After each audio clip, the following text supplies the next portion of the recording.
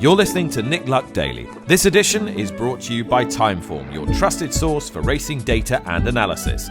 By Total Performance Data, the global leader in live horse racing data. This edition is also brought to you by Fitzdares, laying some of the world's largest sporting wagers since 1882. Hello, this is the moment you've been waiting for. It is the eve of the Randox Grand National. It's Friday, April the 10th. This is our second podcast of the day, but this is our favourite podcast of the year. This, Lydia Hislop, is Chance or No Chance, brought to you first time on YouTube. Yes. As well. I know how excited you are that we can actually be seen doing Chance or No Chance. Performing this exercise. Yeah, absolutely. Absolutely. And you can see just exactly how rustic the whole process is. Right? It's unreconstructed, isn't it? So we go through each and every one of the 34. There are still 34 runners in this year's Randox Grand National, and we say whether we think they have a chance or whether they have no chance at all. And can I say, I think this year there are fewer absolutely no chance whatsoever horses in the field. However, as ever, I'm going to play some shots. I'm going to be, not playing safe. I'm going to actually play some shots for the win part. Okay, yes, that's the point, isn't it? Yeah, this is win only. Do they have a chance to win the race? Yeah. Shall we go then? Yes. Straight in. Yes. Launch straight into it. 4 o'clock, Saturday afternoon. We've got our sweepstake kit here, and we say, number 1, the winner 2 years ago, second last year. I think Paul Townend thinks he could have won last year and he might be on a hat-trick. I am Maximus, 1 of 6 in the race for JP McManus. No chance. Wow. See, look, I said I was going to play some shots. Big shot straight up. That's a big shot. I think that he struggled to hold his position last time. The cheek pieces are obviously going to help. The fact it's not quite as quick as last year will help. I just think it's a really big ask for the win. Will he hit the frame? Quite possibly. I'm going to say chance. Because I just think he's a weird horse. He is weird. And I think you need a weird horse to come back and be the first horse since Red Rum to regain a Grand National off a weight like that. And I know it's a completely different race, but still the principle remains. Cheek piece is a massive help. I'm going to say chance. Banbridge, admirable horse, Cheltenham Festival winner, ran okay at the festival this year, massively up in trip. Absolutely no chance whatsoever. No chance for me. I don't think he'll stay. Admire him though I do. The ground might just be a shade on the soft side for him as well.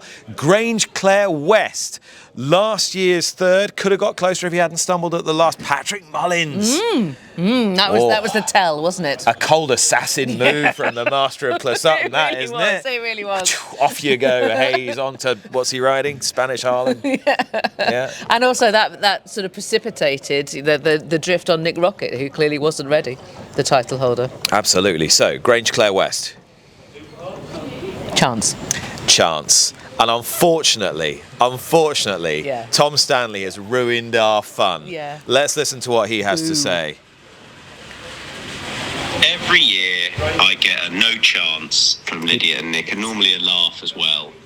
Yeah. So this year I'm going to pick a horse which has to be given a chance, surely. And that is Grange Clare West. He doesn't really fancy it. He's just doing it so we can't take the mickey out of him. The jockey booking, I think, is significant, and I know at least one of you fancies it, so I can't get a double no chance laugh on Grange Clare West, surely. We can still laugh at you. There we are, that's Tom Stanley. Number 5 is Jerry Colomb, Jack Kennedy for Gordon Elliott. Gordon Elliott so would Willie Mullins if he won this, become the most successful Grand National trainer of all time, outright. The yard's in form. The horse has got Grade 1 form at Aintree. No chance.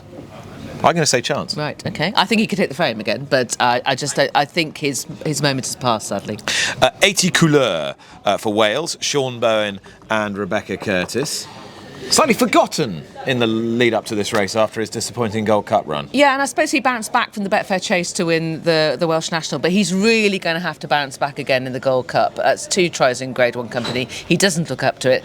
It's just how quickly he weakened. No chance. Yeah, I reluctantly say no chance. I'm prepared, many cloud style, to have my bum bitten by 80 Couleur, after everyone's gone off him. But no, I think he might be a sitting duck. Firefox, Keith Donoghue, one of 5 in the race remaining for Gordon Elliott in the Bective stud colours. He's run some good races in graded company this season. Yeah, a bit tripless, no chance. No chance for me either. Number 9 is Monty's Star, who was 4th in last year's Gold Cup. Henry de Bromhead looking for another national after Manila Times in 21. Chance.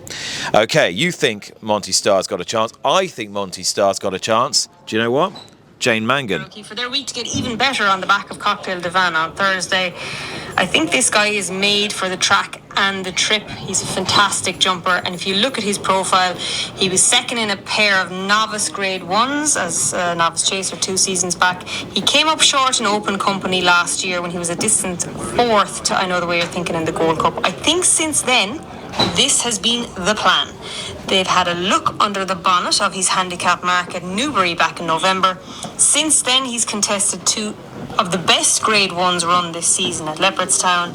He ran well to the bend in Leopardstown in the Irish Gold Cup. I think this horse has been mapped out for the race. He has all the right credentials, and it'll be Monty Star for me in the Grand National this year. Jane Mangan then likes Monty's Star, and Darragh O'Keefe chooses this horse over Gorgeous Tom. My one doubt about him is, and this is not certain, does he handle really big fields? He doesn't have that proven element to him. I give him a chance. I think he's definitely a chance, but that's my doubt. OK. Number 10 is Spanish Harlem. In the silks of the sponsors, the Fitzgeralds, Randox, Brian Hayes, last year's 3rd place jockey, riding Spanish Harlem for Willie Mullins. Yes, he should have won both the Kerry National and the Thyestes, but he was a bit dull last time. I think he's a bit one-dimensional, has to dominate, no chance. A nice horse. I don't think he's very well handicapped, so no chance for me either. 11 is Lecky Watson, last year's Brown Advisory winner. Sean O'Keefe gets a great tune out of him. Will he get a great tune out of him round Aintree? I think he's got a chance of hitting the frame, but in the strict rules of this game, strict criteria here, no chance. No chance for me either. I think he's a little bit of a giraffe. Do you know? I think that's probably fair. The sounder surface is going to suit him. He does not like mud, and I don't think he jumps out of it very much. But he's going to have to prove his stamina as well. That should ensure that he wins, shouldn't it? That comment. Number 12 now suddenly went from being 8th string of Mullins's to 3rd string on the booking of Danny Mullins. Champ Kylie. I don't think he stays 3 miles, let alone an extreme trip. He's got no big field form, and he tends to jump left or right depending on which way is least appropriate in the circumstances of that race. No chance. OK. Iroko, last year's 4th, dull run at Cheltenham. Prior to that, had shown improved form. John Joe O'Neill Jr. trying to do what the old man couldn't do for Greenall and Guerriero, one of 2 in the race for them. JP McManus is 6. Where does he figure? Well, I hesitate to do this. As you know, we've been put in a slightly invidious position here, haven't we? So do I do what the person to whom I'm referring wants me to do? Well, or do I just stick to what I really think? Should we listen to the person to whom you're referring? I think so, OK. He's featured on the podcast this week. Every day. Hello everyone, lovely to feature once again on the podcast this week. I'd really like Lydia and Nick to give this horse no chance in the game, chance or no chance in the Randox Grand National. If that happened, it would just make me feel more confident. But my selection is Iroko, finished 4th last year. Obviously disappointed at Cheltenham, but he was in great form before that, beating Firefox at Ascot. And I'm hoping John Joe O'Neill Jr. can do what his old man, John Joe O'Neill, the man who rode Dawn Run to win the Gold Cup, try and do what he could never do, which is ride the winner of the Grand National. Go on, John Joe Jr., and go on, Lydia and Nick. No chance, please. So here's my dilemma. I want to say no chance, but how can I say no chance after that? You can't. Chance. Yeah. There we go. Massive chance. Huge chance. Massive chance. I'm going to stick to my guns. No chance. I just didn't like the way he lost his position early last time. Again, there's a bit more juice in the ground, but can he travel and hold his position in the way that's necessary at this level? I'm not sure. So you've got your wish, Matt. No chance. I think he's much the best of the 2 Greenall and Guerrieros. Iroko for me, chance. 14, Favori de Chandu, Danny Gilligan for Gordon Elliott. Apparently Jack Kennedy nearly rode this horse. Yes, it was down between this horse and Jerry Colombe. I can see this horse running well, maybe hitting the extended places. Criteria of this game, no chance. No chance for me either. I don't think he's well handicapped. 15 is 3-card Bragg in the McNeil Silks. Jordan Gainford for Gordon Elliott. See, I think of all the Elliott horses, this is the one I like best. I just have a slight concern that he tends to do too much. He definitely did too much this time last year. I'm going to say no chance, but I do think he'll hit the frame. OK, that is 3-card Bragg. Now, the novice, we saw it with Noble Yates. It worked. Oscar's brother was 4th in the Brown Advisory for the 2-horse stable of Connor King, ridden by his brother Daniel King. And we got a message to this effect from Cornelius Lysett. Hello all, I'm going for Oscar's brother to give the King brothers something of a good old-fashioned fairy tale success. It's been well documented on the pod how Connor trains just the 2 horses. And this guy is on a clear upward trajectory since beating Cocktail de Vin, no less, at Punchestown in November. And that debut in the green and gold McManus Silks at Navan was nothing short of deeply striking. He bulldozed his opponents there. And the Cheltenham race, finishing 4th in the Brown Advisory, that was pretty decent. He's in good order, he jumps well, 10-13 seems very fair, any rain would help, but he's won on good in the past. Oscar's brother, big chance. Did I mention that he only trains 2 horses, Connor King? And how much was you bought for? 800 quid. I think chance, Oscar's brother. I think no chance. I think he's a bit too correct a jumper. I think he's going to get behind early and then struggle. OK. Number 17 is the horse that I would like to win the race the most. Mr. Van Gogh for Sarah Bradstock and Jack Tudor, the Steeplechase runner-up where he kept coming back for more. Well, he's not going to have a problem getting the trip, that's for sure. I mean, like you, I would love this horse to win, but I have to go with what I think, which is no chance. And I think, based on what Sarah Bradstock was saying to us on the podcast earlier today, I reluctantly also, for the purposes of this exercise, have to say no chance. Yeah. Number 18 is High Class Hero. James Bowen's picked up a ride on one of the other Mullinses. By the same sire as Rule the World, who won the race back in whenever it was, 2016? Can't remember. 16. Yeah. Well done. Go on, High Class Hero. This was his chance rests on one race and one race alone, and that is his run in the Bet365 Gold Cup. If you look at his overall form, absolutely no chance whatsoever. I think the ground might be a bit soft for him, so I say no chance. 19 is Stellar Story. Robbie Dunn has been booked by Gordon Elliott to ride the Jigginstown, I think 2nd string, maybe 3rd string. Yeah, it's hard to work out, isn't it? Again, I thought that Stellar Story would have a fairly good chance. Winning, no, but maybe of hitting the frame. He's totally unexposed in this kind of scenario. It's always the kind of scenario, extreme trips, handicaps, that I thought would really suit him. But for the purposes of this, no chance. Frame player. Gordon Elliott, of course, Silver Birch, back when he announced his arrival on the scene here, twice with Tiger Roll, Jigginstown twice with Tiger Roll, and also with Rule the World. 20 in the Corbière colours. Have you given no chance or no chance? I said no chance. And can I just clarify, how about 3-card Bragg? No chance. No chance. Right. Just for the record. No chance. But Corbière colours, 83 winner. Yes. Bender Hahn for correct. Jenny Pittman. Correct. Beauport, the Twiston Davises, all 3 of them represented here. He did too much on the front last year. He jumped around really well. I suspect he'll complete no chance. I think he might do better than he did last year. Why? Because I think they're not going to let him go super crazy in front. So I think, and he actually jumped round nicely, and he's not too badly handicapped, and the ground will be a bit slower. He's in not such good form either. All that, I think he could be in the first 6. I don't think he's got a chance of winning, so no chance. Okay. 21 is last year's Scottish National winner, Captain Cody, Johnny Burke for Willie Mullins. And we've received a sort of, I thought, rather subdued message, but he said he was just being professional in his hotel room. He sent it quite late at night. Yeah, he was the last one through, 12:23 a.m. this came through. This is David Yates, my selection for the 2026 Randox like Grand that National is kind of number doesn't it? 21, Captain Cody, an easy winner of the Scottish Grand National at Ayr last April. He's now £12 high. He'll win nothing if he reproduces the form of his 4 starts this season, but I'm expecting to see a different horse on spring ground this time around. 4 o'clock at Aintree on Saturday, the Randox Grand National, selection number 21, Captain Cody. Polished, professional, no frills. I always like how he does it in sort of like, you know, the tabloid style, like repeats it at the end as well, so you're in no doubt about what he's tipped. So there we are. It's one I like to model my tips for the NLD podcast on. Just in Thank you. Yeah, absolutely. Right, Johnny Burke for Willie Mullins, Captain Cody.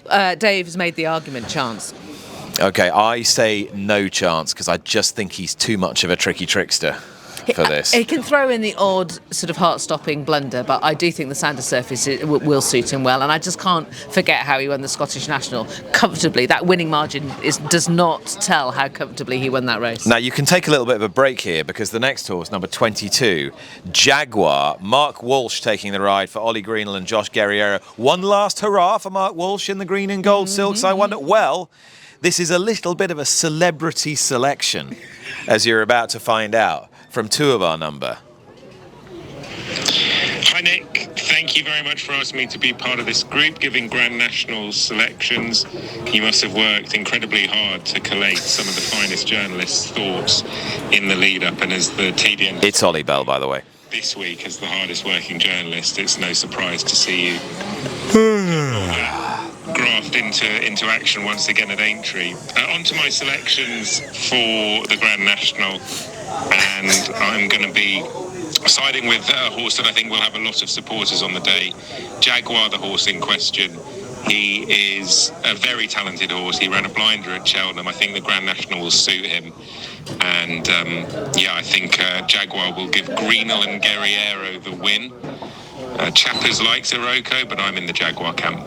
All right, and he's not the only one in the Jaguar camp either. And if you're a golf fan, you'll enjoy this.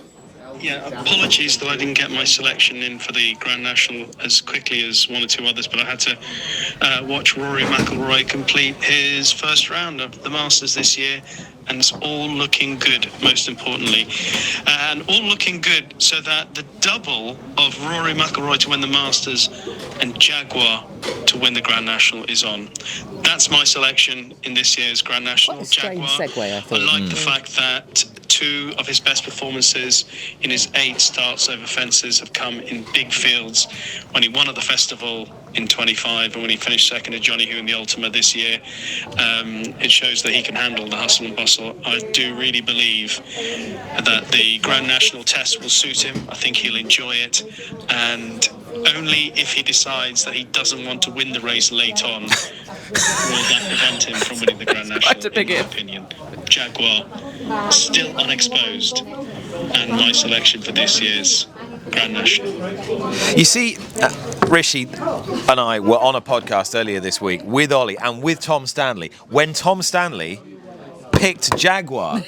And just to spite us this time, he's gone for Grange Clare West. Because if he'd gone for Jaguar again, I could quite confidently have looked straight down the barrel and said, no chance. No chance, no chance. I mean, the cheek pieces are going to help, you know. They will bring focus. Mark Walsh is bringing the dogged optimism, but the horse literally would not look at the second last and duly blundered through it. No chance. I think he might not stay, really, is one issue. I don't love the cheek pieces, and I just think no. 23, Percival Le Gallois, was 10-1 last year, this horse. Harry Cobden, you know, while Mark Walsh exit, Harry Cobden enters. Any chance? No chance. Error prone, stamina completely unproven. Harry Cobden will be hoping that in future he will have better rides in the National for JP McManus. It takes a bit of doing to fall in a National these days. He's done it, so I'm happy enough to say no chance. 24 is Gorgeous Tom, not Stanley, the horse of that name, Sean Flanagan for Henry de Bromhead. Chance. Yeah, chance. I put him in my 5. Me too. Yeah. Just good, solid yeoman, isn't he? Yeah, and has been clearly laid out for this race. The ground is going to suit. Isn't the dam related to Kappa Blur? Yes. Who's a stalwart Who was for the Grand fourth in this National. and second in this. Yeah, absolutely. So, and he's always shaped as though an extreme trip is going to suit him. So, yeah, and he's got good novice chasing form. I'm going to ask, while we go through the last few, I'm going to ask Neil Wilkins to uncork the champagne. That's a good because I'm idea. starting to get thirsty, and this cup of tea hasn't really hit the spot. It was. I think it's sort of like half full, really, wasn't it? It's like this part of the Goffs Owners and Trainers Pavilion. It says a real hot prospect inside. It does, that, isn't it? Yeah. Right. Number 25 is the real. Neil, you crack on and do your bit. The real whacker. Important stuff. Is next. Once the winner of the Brown Advisory. Narrowly holding off. When beat Jerry Colombe. Jerry Colombe, yeah. And here they are again, with the real whacker getting a stone and a pound of Jerry Colombe. Gavin Sheehan for Patrick Neville. Absolutely no chance whatsoever. No chance. Number 26 is Quai de Bourbon. Donna Myler for... Beautiful again. Quai de Bourbon. Lovely. Donna Myler for Willie Mullins. Oh, dear. No chance. No chance. Even though he carries the blue cap that Rule the World carried when he won the Grand National. It is in his contract to make an absolutely ridiculous blunder out of nowhere, just when he's going really well. 27 is Answer to Cafe, one of the better stories in the race. Johnny Shinnick for Terence O'Brien. Yeah, jaunty-headed character tends to make a... Thank you very much, Neil. Tends to make a blunder, think he needs to dominate. Doesn't settle well enough. Absolutely no chance whatsoever. Okay, I think he'll actually run quite well, and he will keep going. So I could give him a chance to complete in the first half of the completions. How many are you going for completions? 20. Yeah, some 18 to 20, something like that. Yeah, okay. So he could finish in the first 10. Right. Don't think he's got any chance. 28 is Jordan's. Big ride this for Ben Jones for Joseph O'Brien. He was second in the big novice chase here last year. They've been skiddling about with him all season, but even so, he only skiddling. I like that. Yeah, I looked it up the other day. Thank you, Neil, very much. Apparently, it's Scottish derivation. There's lots of words that I use where people look at me blankly, and skiddling is one of them. Any others? What's the other one? I'll get back to you. There is another one. But you put me on the spot there. I was thinking about Jordan's. No chance. They've been skiddling about with him. He showed a little bit of promise in over hurdles at Leopardstown. I just don't think. Just no chance. Unconvincing. Bing skiddling. You have to be of a certain age. Yeah, I enjoyed that a lot. 29, Final Orders, who was a first Cheltenham Festival winner for Connor Stone Walsh. Gavin Cromwell trains. Cross-country winner. No chance. No chance for me on the basis that he wants proper good ground. He is a lovely, likeable character. He really bounces off good ground, isn't he? You saw that when he won the cross-country chase at Cheltenham. He's been reinvented as a cross-country horse, having been a 2-mile chaser. You'd love to own him, but here, no chance. The Arc of Grand National Fancies. Marble Sands won the 3 and 3 mile... Try that again. The 3-mile, 3-furlong chase at Cheltenham in November. He did. After which we went, Grand National horse. He's 125 to 1 now. Keelan Woods for David Killahena and Graham McPherson. I'm worried about how he underperformed in the Topham. It looked like he just didn't really sort of get on with the track at all. I'm surprised he proved himself a marathon stayer. No chance. No chance for me either. I just don't think he's quite hardy and reliable enough for me. 31... You might have heard this at some point this week, but there hasn't been a mare win the race. Since Nickel Coin in 1951, yeah. And it might just be that changes this time round. Certainly, the Racing Post senior writer Lee Mottershead thinks so. Hello Nick, hello Lydia, hello listeners. I am an indecisive soul, which makes trying to find the winner of a 34 runner handicap chase quite difficult. I have a long list, and I backed more horses than a sensible punter would back. But you want to be definitive and give you one name. I will give you one name: Panic Attack. Dan Skelton has had a ridiculously successful season, so why shouldn't he win the Grand National as well? I thought Panic Attack's victory in the Coral Gold Cup was magnificent. I love the rhythm she got into there. If she can get into a similar rhythm at Aintree on Saturday, I think she'll be very hard to beat. So Panic Attack is my Grand National selection. I'd like it. What do you think? Oh, no, we don't want Ollie Bell again. No, turn him off. We've had him. I'd like it. What do you think? Panic Attack. I'm giving her a chance. I know it's ridiculous. Daughter of Canford Cliffs, multiple Group 1 winning miler, but... Hang on, are you off? I've got to run. By the way, the Chapel Down Rosé, enjoying this, Lydia. We had a chance or no chance selection before we pulled the wines out. We did. I should say that apparently on Wednesday night, Michelle, who is our director on Racing TV, went out for dinner with Neil, and he, the wine tipster, selected an absolutely shockingly bad bottle of white wine from Greece, according to Michelle. True or false? Chance or no chance? That was no chance wine, I tell you. I don't believe a word you say. You served me Greek wine the other day. It's your current fad, isn't it? It is, and I really like that other Greek wine I served. Yeah, that was good. I imagine you must have had quite a lot of that bottle. All of it. I'll let you retreat to the Acropolis, and we'll just kick on. We'll just kick on with the Chapel Down. Thank you, Neil. Cheers. Right, where were we? Panic Attack. By the way, was the word. Ah, okay. Have you come across Glakid. No. What does it mean? Sort of looking so blank. Stop being so blank and stupid and ignorant. My grandmother used to say it to me. Oh yeah. Okay. Right. True story. Probably a bit like I'm looking at the moment. Panic Attack. I'm giving her no chance on the basis that she won't stay. I think she'll give it a proper go till about 2 out. I could see people who backed her thinking, I'm in.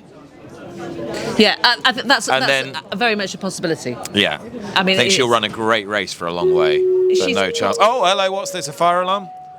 No, an evacuation? Operation Aintree exercise. Operation Aintree exercise. Exercise of safety procedures. This could be. That was untimely, wasn't it? It was. Yeah. No need for you to do anything. And no, apologise we're not for going any to. Inconvenience which may be caused during the exercise. Excellent. Okay, good. There's an evacuation exercise going on, I think, but we'll just keep going. Cheers. Right. Top of the bill. Great story. This Toby McCain Mitchell, grandson of Ginger McCain, riding for the Twiston Davises. Quite lightly raced for his age. Really good round Haydock earlier in the season. Prone to sulking if he can't get his own way. The horse, that is, not Toby. No chance. Think he'll give him a good spin for a circuit and a half? No chance. 33 is Johnny Who, the winner of the Ultima for the O'Neills, and Richie McClernand, who was narrowly beaten on Sunny Hill Boy by Neptune Calanche in 2012. Famously, yes, in these colours. Hill Boy, yep. I can't believe I'm saying this. Chance.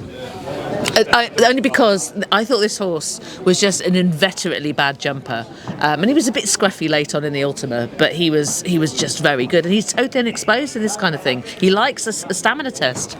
Dam was a 4-mile winner and a high-class one at that. Loads of really stamina-laden horses in the pedigree of high calibre, hardly ever run a bad race, and probably has come to the fore the twice when it's really mattered in his life, and it is only his second time after a Windop. Massive chance for me. 34 is Twig. Eligible for the William Hill $500,000 bonus if he wins, because he won the Beecher. He ran perfectly well last year. He only cost £100, this horse. Did you hear that? I did not know that. Yes. No. He cost £100 so that the Morgans could ride a point-to-pointer. Luca used to ride the horse. Bo rides the horse now for Ben Pauling. Good story. Mum owns the horse as well, yeah. A lovely horse. And I thought he was very judiciously ridden to complete last year by Bo. So, no chance. It was great down there when he went the Beecher. Could run a bit better, but no chance. 36, sneaking in as one of the reserves, Imperial Saint for Philip Hobson, Johnson White and Callum Pritchard. He loves the mild-make horse here, loves it. And it often translates that. I mean, they're both flat tracks. That kind of translation does work. He's a super jumper. He's unproven in big fields. No chance. Stamina's a big if, I think. That's a worry as well. For that reason, reluctantly, I say no chance. And 37, sneaking in at the bottom, is Am I Right? Philip Enright for Henry de Bromhead.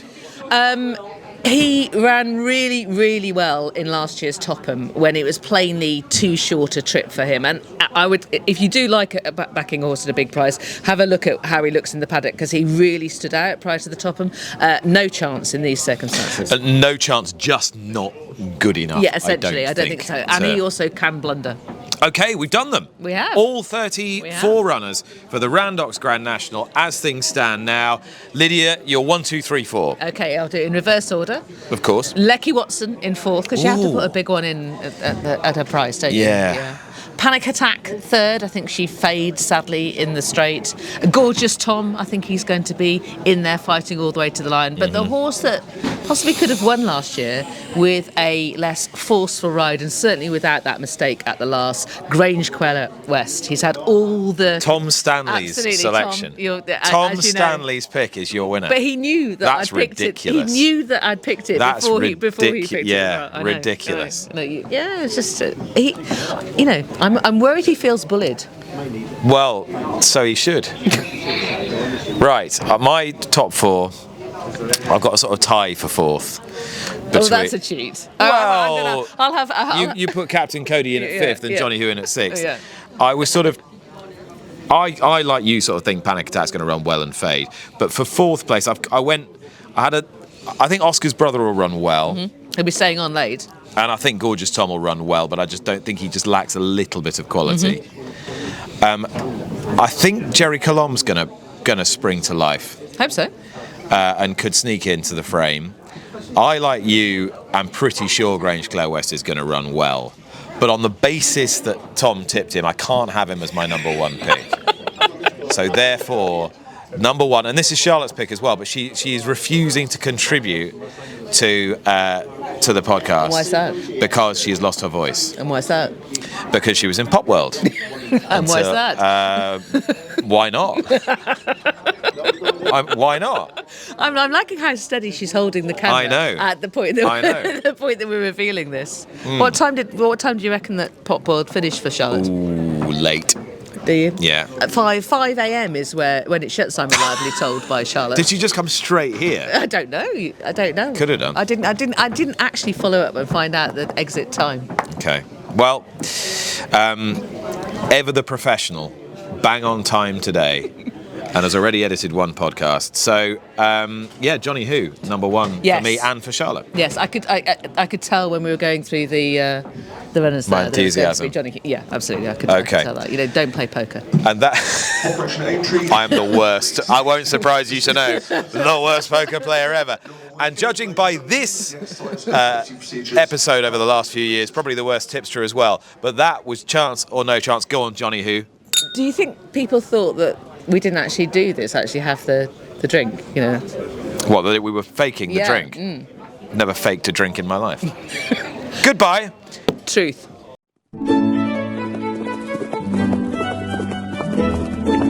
You've been listening to Nick Luck Daily. Thanks for listening. This edition has been brought to you by Timeform, your trusted source for racing data and analysis, by Total Performance Data, the global leader in live horse racing data, and by FitzDares, laying some of the world's largest sporting wagers since 1882.